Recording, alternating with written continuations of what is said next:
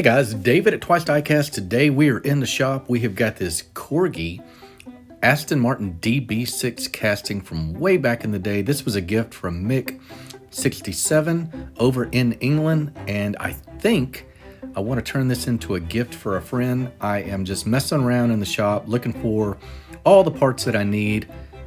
Am I going to have the right wheels for this? I found this really cool green light wire wheel set. Once we got the paint off the casting, got the wheels fitted, I think it's going to work. I needed a little bit of inspiration for what we're going to do. We went through a ton of wheels to find that set, so I'm confident that's the right choice. Looking at some old advertisements, obviously everybody knows a silver Aston Martin is the way to go, right?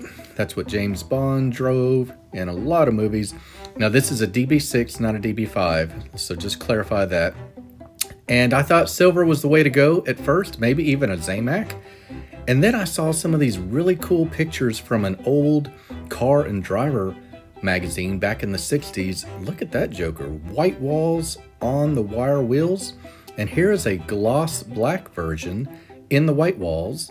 I really like the look of it. See what you guys think. Here are some turntable shots of the finished vehicle, but we're not done yet. Stick around.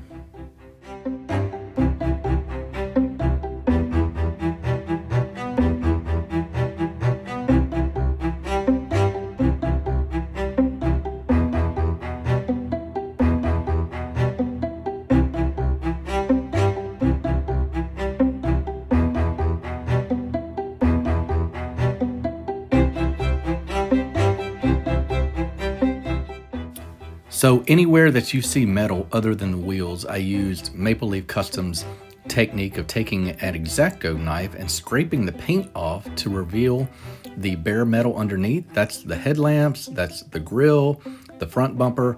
Really like that method of getting exact details.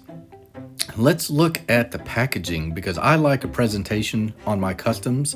Going back to these old ads, I really wanted to do something with the newspaper look, or the color rather, and kind of the retro packaging goal I was after. So I started cutting up some of the parts of the articles.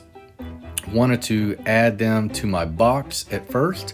You can see this is a 1/43 scale model box that I used. I think it's like an old Schuco model. I painted the box and the insert the same color as the car, and that's a metal flake black. It's a super gloss. It doesn't look like it in the car. I used one of the old ads for a backdrop on the inside of the acrylic case.